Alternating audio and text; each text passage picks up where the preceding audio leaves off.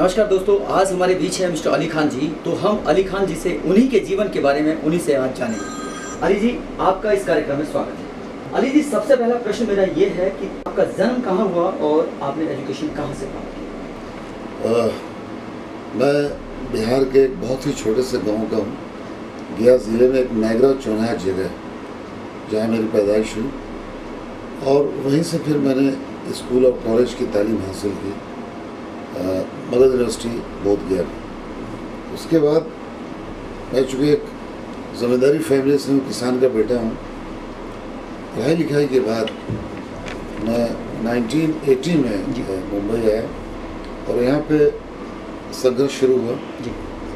मुंबई आने से पहले मैं शत्रु जी के मामा से चिट्ठी लेके आया था उनके नाम की। उस ज़माने में एक फिल्म बन रही थी कालका जी, तो शत्रुघ्न सिन्हा साहब जो हैं उसके प्रोड्यूसर भी थे और लीड रोल में भी थे। तो उन्होंने मुझे एक रोल उसमें दिया था, गोपी नाम के कैरेक्टर जी, जिसकी सारी शूटिंग झारखंड में धनबाद में। उसके बाद संघर्ष शुरू रहा, बहुत सारी फिल्मों में 4-5 ऐसी फिल्मों में छोटे छोटे रोल किए, एक सीन दो सीन, जैसे कि अल्लाह रखा, तूफान। फिर उसके बाद में एक ज़माना आया टेलीविज़न का, जो संजय खान की फिल्म बन रही थी the sword of Tipu Sultan जी, तो उसमें एक बड़ा इम्पोर्टेंट कैरेक्टर मिल गया जी, हैदर साहब के नाम से। फिर उसके बाद महाभारत सीरियल में काम मिला जी। अल्टीमेटली ये हुआ कि जो मेन पहचान बनी फिल्म खुदा गवाह से जी, जिसे मैंने हबीबुल्ला का रोल किया, जिसकी शूटिंग अफगानिस्तान में जी। और चूँकि इसके स्टार्स जैसे बच्चन साहब का कम बैक हुआ था आफ्टर 5 ईयर्स, 5 साल के बाद उनकी वापसी थी जी। तो उसमें श्रीदेवी जी और किरण कुमार के छोटे भाई हबीबुल्ला का कैरेक्टर था, वो प्ले किया। उसके बाद सरफरोश, कोहराम, माँ तुझे सलाम, इंडियन, अली बाबा 40 शो, तकरीबन 100 से 125 फिल्मों में एज ए विलन काम किया जी। टेलीविज़न में भी 100-125, जैसे कि बाइबल की कहानियाँ, मार्कंड अधिकारी की, गौतम अधिकारी की, जो अधिकारी ब्रदर्स की कई सीरियल्स किया, जैसे कमांडर, सिलसिला, पैंथर, तो ये सारी चीज़ें। अली जी, अभी तक आपने बड़ी बड़ी हस्तियों के साथ काम किया है, तो आपका बॉलीवुड का सफ़र और एक्सपीरियंस कैसा रहा? देखिए, जब तक कि किसी काम में संघर्ष ना हो, स्ट्रगल ना हो, तब तक मज़ा नहीं आता। सही बात है सर। तो चूँकि हम लोग एक बहुत छोटे से गांव से शुरू से आदत थी संघर्ष करने की जी। स्कूल जाते थे 3 किलोमीटर पैदल, नदियों में तैर के आते थे, बस्ते को सर पे रख के आते थे जी जी। तो हमें बड़ा मज़ा आया इस लाइन में आके, चूँकि ये लाइन जो है बड़ी रोमांटिक है। और हमारे सीनियर जितने भी रहे, जो बड़े बड़े स्टार रहे, लाइक धर्म जी, विनोद खन्ना जी, उसके पहले दिलीप साहब, राजेंद्र कुमार जी, राज कपूर साहब, राजेश खन्ना जी का एक ज़माना दौर था जो हम लोग उनके बहुत बड़े फ़ैन थे, बच्चन साहब, तो जितने लोग हैं, शत्रुघ्न सिन्हा साहब, जो विलन से शुरुआत करके और ऐसे हीरो भी बने, और उस ज़माने में जब विलन होते थे तब भी तालियां बोलते थे क्या। तो हम लोग मेहनती लोग थे, मेहनत करने में विश्वास रखते थे और एक मिशन, एक जुनून, ये काम को करना है तो करना जी जी। और एजुकेशन भी भरपूर लेके आए थे। मैं पेशे से BSc LLB रहा हूँ, वकालत तक की मैंने, तो उसमें कोई कमी नहीं आई और बहुत मज़ा आया संघर्ष करने में, लोगों से मिलने जुलने में। उस ज़माने में पहले ये होता था कि फ़ोटोग्राफ्स लेके आप प्रोड्यूसर के दफ्तर में जाइए और वहाँ से आपको बुलाया जाता था, क्योंकि पहले के ज़माने में इतनी भीड़ भाड़ नहीं थी। हम लोग जब आए थे 1980s की बात कर रहा हूँ, उस ज़माने में इतने लोग नहीं थे और टेलीविज़न बहुत कम, DD1 का होता था एक सीरियल, राजश्री की एक सीरियल की थी मैंने 1, 2, 3, 4, तो बड़े आसानी से। और उस ज़माने में अगर एक फिल्म में एक सीन भी आपको रोल मिलता था तो एक बहुत बड़ी बात होती थी कि भैया इसने फला एक्टर के साथ किया, अमिताभ बच्चन जी के साथ किया, जैकी श्रॉफ के साथ। उस ज़माने में इसकी इम्पोर्टेंस होती थी। तो अमित जी आज सदी के महानायक हैं, खुदा गवाह जैसी फिल्म में आपने बेहतरीन कैरेक्टर निभाया, तो उसका अमित जी के सामने खड़े होने का, यानी अमित जी के सामने डायलॉग बोलने का कैसा एक्सपीरियंस हुआ और कैसा फील हुआ आपको? ये अमित जी के साथ मैंने जैसे कि तूफान भी की थी जी, कोहराम में भी काम किया, उसमें बड़ा इम्पोर्टेंट कैरेक्टर था, लेकिन ब्रेक दरअसल खुदा गवाह में मिला। लेकिन होता क्या कि हमें अपने टैलेंट को साबित करना था जी और बच्चन साहब ऑफ कोर्स सदी के महानायक हैं और जी। बहुत बड़े कलाकार हैं, बहुत उम्दा कलाकार हैं, जितनी तारीफ कीजिए उतना कम। जी उनके सामने जैसे कि हमने एक ज़माने में एक दफ़े इंटरव्यू पढ़ा था इनका अशोक कुमार जी का जी कि कैमरा जो होता है वो मेरे लिए सबसे बड़ा दुश्मन है, उसका डट के मुकाबला करो जी तब तुम सस्टेन कर पाओगे, टिक पाओगे। तो जब बच्चन साहब के साथ मैं काम कर रहा था तो मुझे लगा था कि जितनी ताकत और जितना टैलेंट दिखाना इसके सामने दिखा दो तो फिर आगे बात बनेगी और वैसा ही हुआ। एक तरफ अमित जी ने कहा कि कैमरा सबसे बड़ा दुश्मन है और एक तरफ एक्टिंग के महानायक, एक्टिंग के महागुरु अमिताभ जी, अब दोनों के सामने जब आप खड़े हुए अपना एक्टिंग प्रदर्शन दिखाने के लिए, तब कैसा फील हुआ? दो दुश्मन पैदा हो गए? नहीं, दुश्मन तो नहीं। जिस आदमी को मैंने जिस आदमी का इतना बड़ा फैन रहा हूँ जी और उसके सामने इतना बड़ा ब्रेक है तो एक प्यार झलक रहा था, लेकिन चूंकि विलन थे उसमें कड़वाहट थी, उसमें खतरनाक वो संवाद थे कि वाह खान वाह, क्या मौत को शिकस्त दिए तुमने मुझे बचाकर, अरे पाशा भाई तो इनाम देंगे ही, मैं भी तुम्हें खुश कर दूंगा, मिलाओ हाथ। तो अमित जी कहते हैं ओए खोचे, एक मौत दूसरी मौत से हाथ मिलाना चाहती है?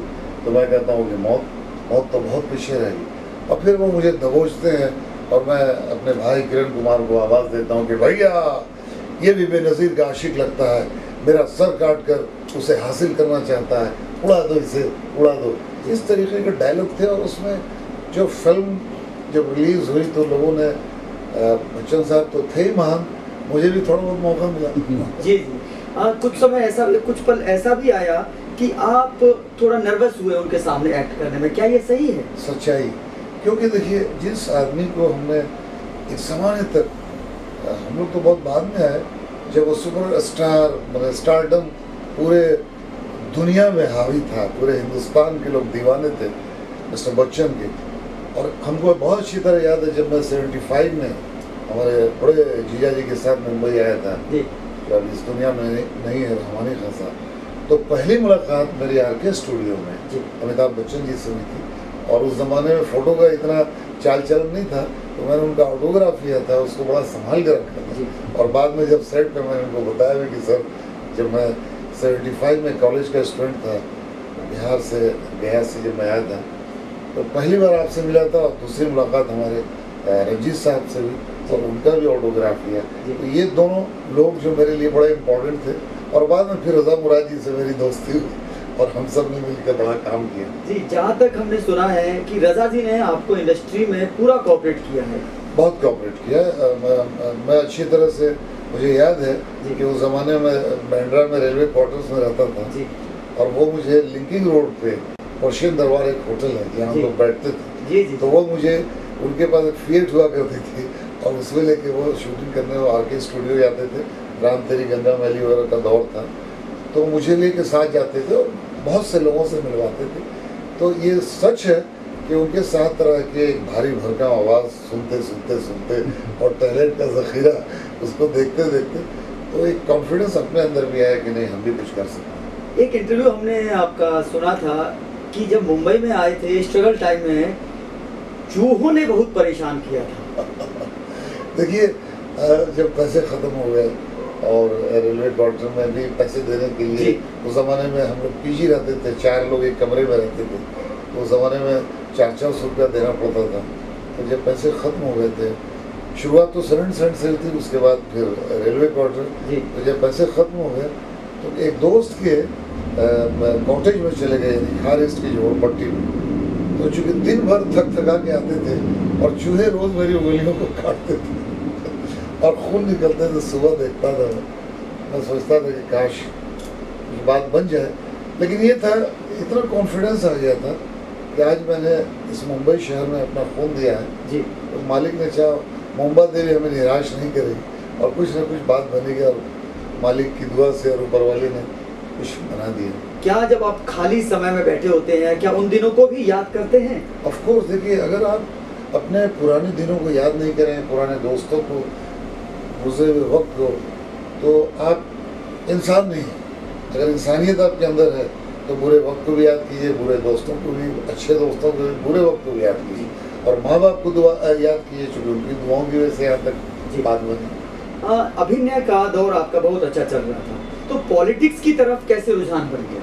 नहीं देखिए, जब खुदा गवाह रिलीज़ हुई और पूरे हिंदुस्तान में अली खान की चर्चा हुई जी, तो हमारे, चूँकि मैं बिहार से गया से हूँ, तो लालू प्रसाद जी उस ज़माने में वहाँ के सीएम थे, और फिर उनके न्योते पे, उनकी दावत पे मैं गांधी मैदान में गया। एक बहुत बड़ी रैली थी जिसमें बड़ी बड़ी शख्सियत, Deve Gowda ji ex prime minister of India, और बहुत सारे लोग, ज्योति बसु जी, ये आपके दूसरे प्राइम मिनिस्टर, सारे बहुत सी बड़ी बड़ी शख्सियत थी और लाखों का मजमू था।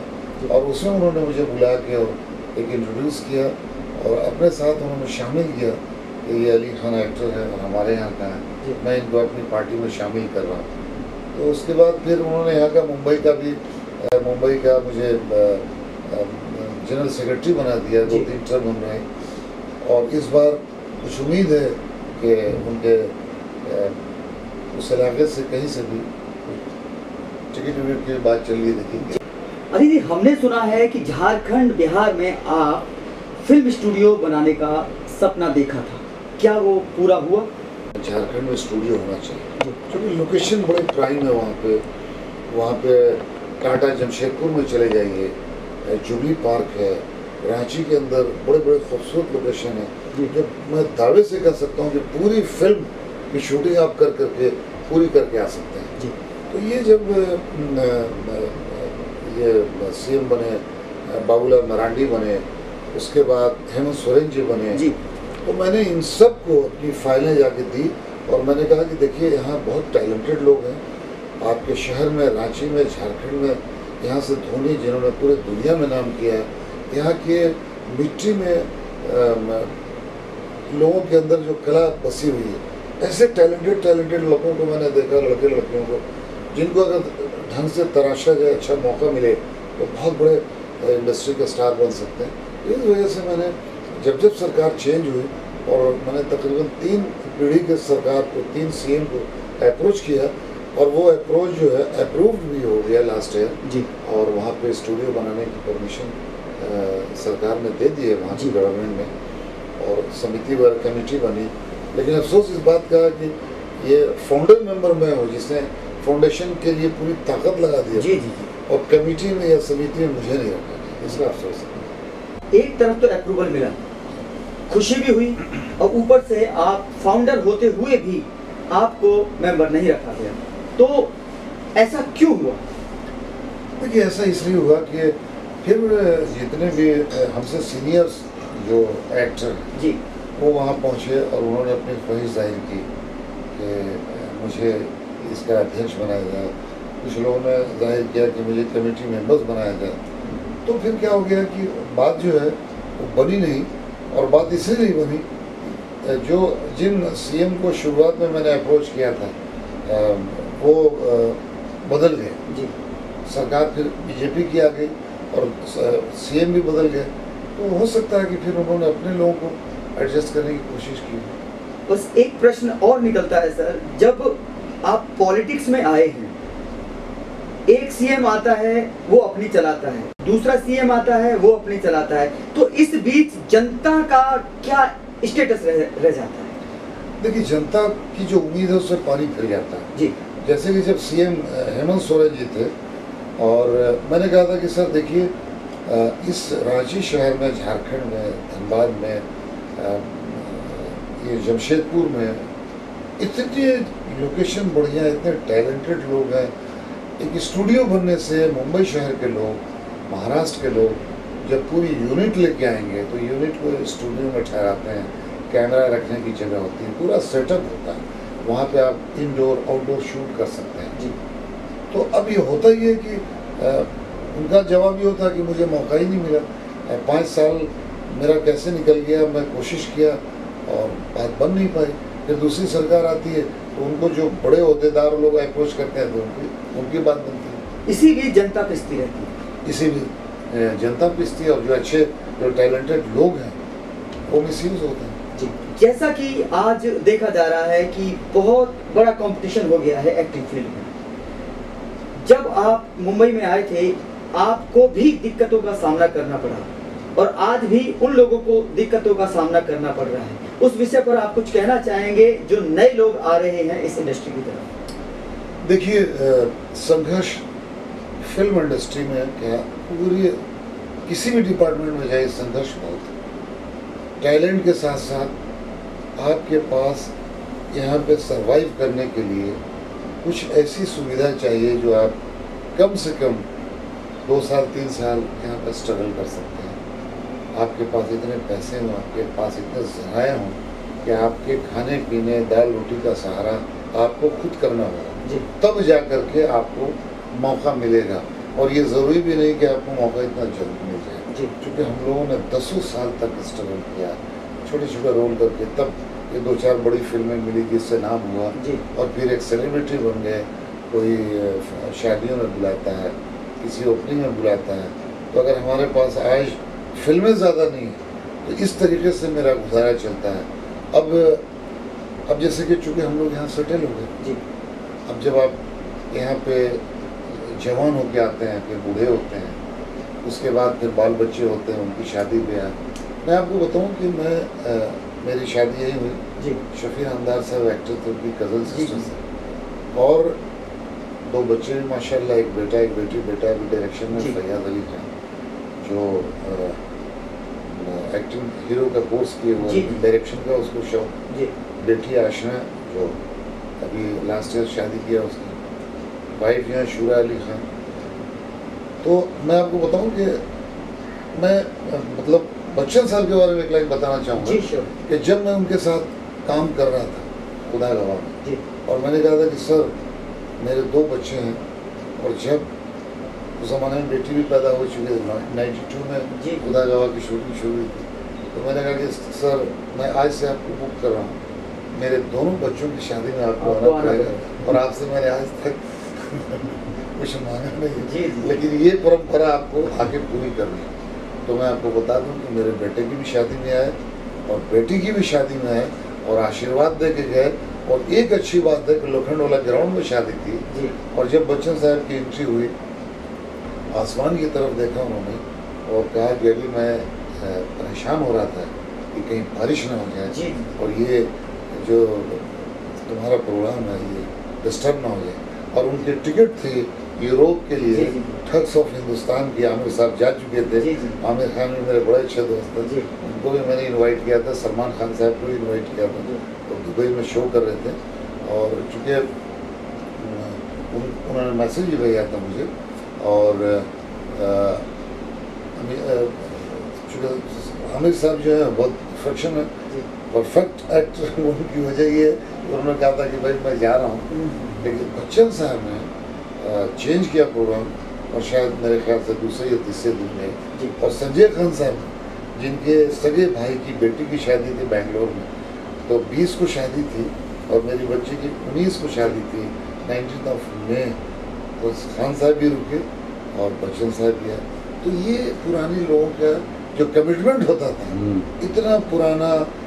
और जितने भी मेरे को एक्टर्स हैं, लाइक रंजीत साहब, रजा भाई, और जितने भी हमारे अब्बास मस्तान साहब मेरे बड़े अच्छे दोस्त, तो इंडस्ट्री के तकरीबन बहुत सारे मेरे कलीग्स लोग आए और सब ने दुआएं दी और बहुत खुश हो गए। जी, एक वाक्यांश मुझे याद आया कि खुदा गवाह के सेट पे जिस बच्चे को अमित जी ने गोद में खिलाया था, उस बच्चे की शादी में आए, तो कुछ कमेंट भी शायद अमित जी ने किया था। वो कमेंट आप अपने मुखातिन से कहें तो बहुत अच्छा लगेगा। नहीं, वो कमेंट ये था कि बच्चे को गोद में लिया उन्होंने और लेने के बाद एक इन्वेलप दिलवाया। तो जब वो स्टेज पे आए तो मैंने कहा अम्मी जी ये वही बच्चा है जिसको आपने गोद में लेके और एक इन्वेलप दिया था। अब चूँकि महंगाई बहुत बढ़ चुकी है, उसका ध्यान रखें। तो सर, आप बच्चों के लिए कोई संदेश देना चाहते हैं जो हमारी इस फिल्म में अब कदम रख रहे हैं? देखिए, सबसे पहले तो मैं यही कहूँगा आने वाले बच्चों के लिए कि सबसे पहले अपनी एजुकेशन पूरी करें और अपने माँ बाप का ख्याल रखें। आज जो माहौल है, बहुत सारे बच्चों को मैं देखता हूँ कि स्ट्रगल के लिए आते हैं, डिप्रेशन में चले जाते हैं, घबरा जाते हैं, ड्रग्स लेने लगते हैं। तो आपकी ज़िंदगी जो है बहुत कीमती है और आपके माँ बाप को आपसे बड़ी उम्मीद है उसका ख्याल रखना बहुत ज़रूरी है। काम तो आगे पीछे होता ही रहेगा, लेकिन ये चीज़ जो है उसका ख्याल रखें कि कोई आपका इंतज़ार कर रहा है। मैं अभी पिछले महीने की बात है, मेरे बड़े भैया बिहार से आए, उनको लंग्स में कैंसर था। और चूँकि जब एक ज़माने में कॉलेज लाइफ में मुझे टीवी हो गया था, उस ज़माने में टीवी होना मतलब एक महामारी की बीमारी थी, छुआछूत की बीमारी थी, लोग आपके करीब नहीं बैठते थे। तो वो मुझे गोद में लेके भागते थे और इलाज ये वो। मैं कॉलेज का स्टूडेंट था और ऐसे हो गया। तो वो जब यहाँ आए और ये देखा, उनकी आंखों में आंसू आए और मैंने पूरी ताकत लगा दी, चूँकि लंग्स में कैंसर था।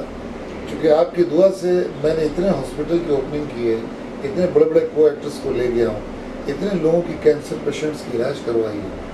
और मैं इसीलिए ताल्लुकात बनाता हूँ कि मेडिकल से रिलेटेड अगर मालिक न करे किसी को कैंसर होता है, हार्ट की प्रॉब्लम, तो मैं निस्वार्थ उसके लिए मदद करता हूँ। तो भैया के लिए इतने सारे डॉक्टर्स, टाटा हॉस्पिटल के डॉक्टर घर पे आते हैं और जो जिनकी ओपनिंग की थी हॉस्पिटल की, वो लोग घर पे यहीं पे आकर के और उनको एक हिम्मत देते हैं।